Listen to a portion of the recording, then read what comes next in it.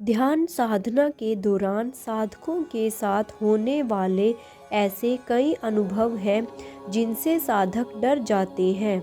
यह अनुभव बहुत डरावने होते हैं, जिसके कारण साधक यह जान ही नहीं पाता कि उसका ध्यान सध रहा है या नहीं, और वह बीच में ही ध्यान साधना छोड़ देता है। गुरु प्यारे साधकों, यही स्थिति प्रत्येक साधक के लिए बड़ी दुखदाई है। हर साधक ध्यान में अनुभव चाहता है, ध्यान की कठिन साधना करता है, परंतु जब उसे अनुभव होते हैं तब वह डर कर ध्यान साधना छोड़ देता है, जिससे उसकी उठी हुई चेतना वापस नीचे गिर जाती है। गुरु प्यारे साधकों, यदि आप ध्यान दें तो आप पाएंगे कि जितनी जल्दी आपके इस स्थूल शरीर में चेतना ऊपर उठती है, उतने जल्दी ही यह नीचे भी गिरती है। समस्त ब्रह्मांड और इस ब्रह्मांड में उपस्थित समस्त चीज़ें हमें प्रभावित करती हैं। जब हम ध्यान की अवस्थाओं में विचरण करते हैं तब हमें कई सूक्ष्म अनुभव होते हैं। यह अनुभव डरावने भी हो सकते हैं, और यदि आप इन अनुभवों से डर गए तो यह आपके लिए बहुत घातक हो सकते हैं। तो आज की इस वीडियो में हम ऐसे ही 5 अनुभवों के बारे में बात करेंगे जो साधकों के साथ ध्यान साधना के दौरान होते हैं, और यदि आपके साथ भी यह अनुभव हुए हैं तो आपके ऊपर गुरु महाराज जी की बहुत ही कृपा है। ऐसे अनुभवों का अर्थ होता है कि आप ध्यान मार्ग में प्रगति कर रहे हैं और ध्यान आपका फलित हो रहा है। तो आइए इन अनुभवों के बारे में जानते हैं।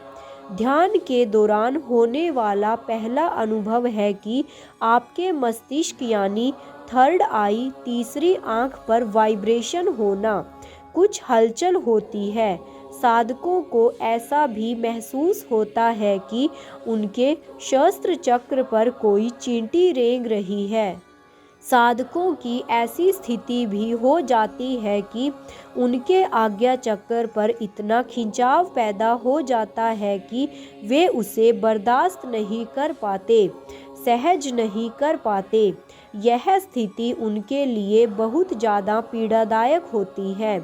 यदि ऐसा हो रहा है तो इससे आपको घबराना नहीं है। ऐसा इसलिए हो रहा है क्योंकि आपकी ऊर्जा शक्ति जागृत हो रही है।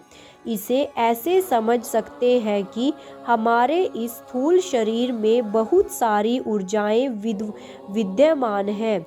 जिस प्रकार इस ब्रह्मांड में सब कुछ मौजूद है, ऐसे ही हमारा यह स्थूल शरीर ब्रह्मांड का प्रतीक है।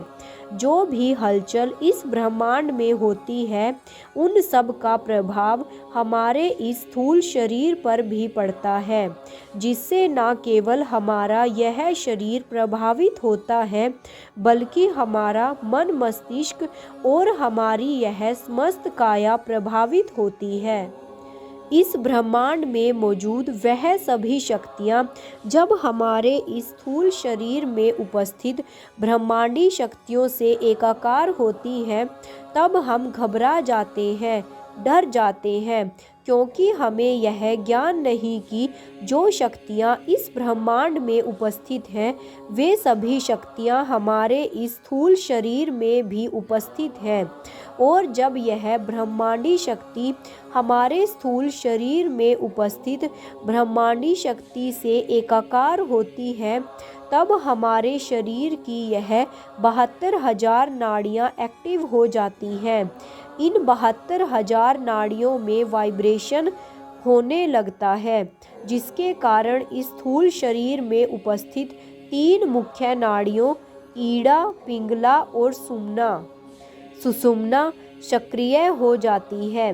जब यह ऊर्जा शरीर में बढ़ने लगता है, तब सुषुम्ना नाड़ी, जो कि आध्यात्मिक नाड़ी है, जिससे हमारी आध्यात्मिक जर्नी आगे बढ़ती है, वह सक्रिय हो जाती है। और उसके कारण ही हमारे इस मस्तिष्क यानी आज्ञा चक्र पर खिंचाव पैदा हो जाता है। तो यदि आपके थर्ड आई या मस्तिष्क पर खिंचाव पैदा होता है तो आपको डरने की आवश्यकता नहीं है। बहुत ज़्यादा खिंचाव हो रहा है तो आप प्रातःकाल उठकर थोड़ा प्राणायाम कर ले और थोड़ा भ्रमण कर ले, जिससे आपकी मानसिक स्थिति सामान्य हो जाएगी। लेकिन डर कर आपको ध्यान कभी भी बीच में नहीं छोड़ना है। साधकों को होने वाला दूसरा अनुभव है कि उन्हें ध्यान की अवस्था में बैठकर नाद सुनाई देता है। यह ध्वनि घंटे की ध्वनि भी हो सकती है, शंख की ध्वनि भी हो सकती है और कुछ लोगों को बांसुरी की ध्वनि भी सुनाई देती है। कुछ को डमरू की ध्वनि सुनाई देती है। यह डिपेंड करता है कि आपके आराध्य क्या हैं। यदि आप भगवान शिव को आराध्य मानते हैं तब आपको डमरू की ध्वनि सुनाई देती है। कुछ लोग श्री कृष्ण को आराध्य मानते हैं, इसलिए उनके मन में यह स्थिति पैदा होती है कि उनको बांसुरी की आवाज़ सुनाई देती है। अब ऐसा क्यों होता है? ऐसा होने का कारण है कि जब व्यक्ति साधना की उच्च अवस्था में पहुंचने लगता है, यानी ध्यान की गहराइयों में गोते लगाने लगता है, तब उसके कान की सुनने की क्षमता विस्तृत हो जाती है, यानी बढ़ जाती है। उसके कान में खिंचाव पैदा हो जाता है, जिससे वह अदृश्य ध्वनियों को भी बड़ी आसानी से सुन सकता है। यदि आप ध्यान से सुनोगे तो आपके इस स्थूल शरीर में अनगिनत ध्वनियाँ विद्यमान हैं। जिस प्रकार ब्रह्मांड में नाद की ध्वनि विचरण करती है, ऐसा साइंटिफिकली प्रूव भी हो चुका है। नासा ने भी इस बात को प्रूव किया है कि ब्रह्मांड की ध्वनि कुछ ओम की ध्वनि जैसी है। ऐसी ही ध्वनि हमारे इस स्थूल शरीर में भी विचरण करती है और यह ध्वनियाँ अदृश्य होती हैं। हम लोभ मोह माया के कारण इन ध्वनियों को नहीं सुन पाते, क्योंकि कभी हम खाली बैठते ही नहीं, हम माया कमाने में व्यस्त हो जाते हैं, जिसके कारण हम अपने शरीर की ध्वनि को सुन नहीं पाते। और जब हम ध्यान की अवस्थाओं में बैठते हैं, ध्यान सधा होता है, तब इस प्रकार की ध्वनियाँ हमें सुनाई देने लगती हैं। तो यदि आपको ऐसी ध्वनि सुनाई दे रही है तो आप ईश्वर की कृपा पात्र हैं। तीसरा अनुभव यह होता है कि जब साधक रात्रि में सोता है तो उसको अजीब अजीब से डरावने सपने आते हैं। कभी कभी उसे ऐसा महसूस होता है जैसे उसके सामने कोई खड़ा है, उसके पीठ पीछे कोई खड़ा है। ऐसी अवस्थाओं में आपको डरने की आवश्यकता नहीं, क्योंकि जो कुछ हो रहा है वह सही हो रहा है। ध्यान साधना को करने के बाद आपने अपने आप को इतना शुद्ध कर लिया है कि इस ब्रह्मांड में उपस्थित तमाम सूक्ष्म शरीर आपसे संबंध स्थापित करना चाहते हैं। संबंध स्थापित करने का अर्थ है कि वे भी मोक्ष को प्राप्त करना चाहते हैं और उन सूक्ष्म शरीरों में उपस्थित आत्माओं को ऐसा लगता है कि जैसे कि यह शरीर है जो उन्हें मुक्ति दिला सकता है, भवसागर से पार ले जा सकता है। इसलिए आपने देखा होगा कि अच्छे व्यक्तियों से हर कोई संबंध रखना चाहता है, तो यह आत्माएं भी आपसे संबंध रखना चाहती हैं, आपके साथ इस भवसागर से पार होना चाहती हैं, मुक्ति पाना चाहती हैं। तो आपको डरने की आवश्यकता नहीं है। अब बहुत से ऐसे लोग कहेंगे कि जो लोग ध्यान साधना नहीं करते उनको ऐसे अनुभव क्यों नहीं होते। उनको अनुभव इसलिए नहीं होते क्योंकि वह अपना जीवन शोर में जी रहे हैं।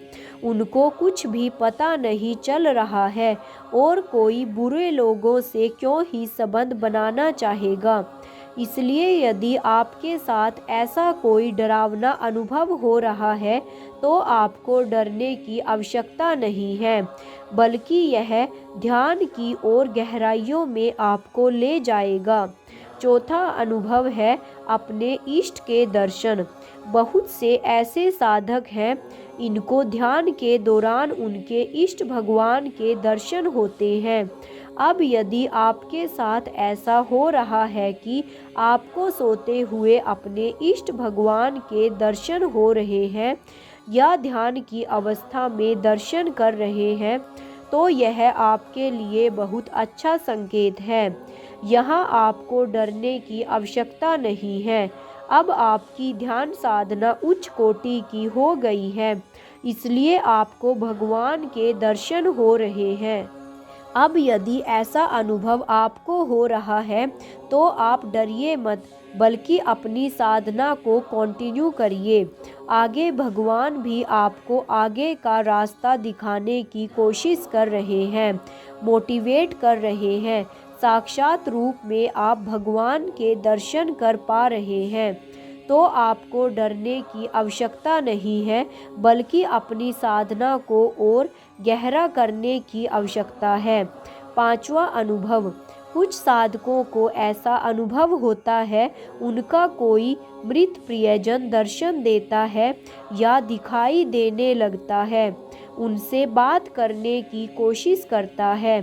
तो ऐसी अवस्था में आपको डरने की आवश्यकता नहीं है। अब ऐसा इसलिए होता है क्योंकि हमारे पूर्वज हमसे मिलना चाहते हैं, बात करना चाहते हैं। वैसे भी शास्त्रों में पितरों को भगवान की उपाधि दी गई है। यह पितृ भगवान के समान हैं, जो हमारा समय समय पर मार्गदर्शन करते हैं। यदि आपने कभी भागवत कथा सुनी हो तो आपने सुना होगा कि यदि कोई व्यक्ति भगवान का भक्त हो जाता है, गहरी ध्यान साधना करता है, तब वह अपने पुराने 7 पीढ़ियों के दुखों को तार देता है, उनको आगे ले जाता है। ध्यान साधना के साथ वह न केवल अपना मोक्ष प्राप्त करता है, बल्कि अपने प्रियजनों और पितरों को भी मोक्ष के द्वार तक ले जाता है। इसलिए ध्यान की इस अवस्था में आपको आपके प्रियजन और पितृ भी दिखाई दे सकते हैं, तो आपको डरने की आवश्यकता नहीं है। यह सभी अनुभव अच्छे अनुभव हैं और आपको आगे ध्यान की गहराइयों में ले जाने का कार्य कर रहे हैं। तो यदि आपको यह अनुभव हो रहे हैं तो यकीन मानिए आप ध्यान की गहराइयों में उतर रहे हैं और आपका ध्यान फलित हो रहा है। इसलिए यदि यह 5 अनुभव आपको हो रहे हैं तो आप बहुत ही किस्मत वाले हैं। इसके अलावा भी यदि आपको अनुभव होते हैं तो आप नीचे कमेंट सेक्शन में लिखना मत भूलिएगा। मिलते हैं कल एक नई प्रेरणादायक वीडियो और प्रसंग के साथ। तब तक के लिए जय महाराज जी की जय श्री राम।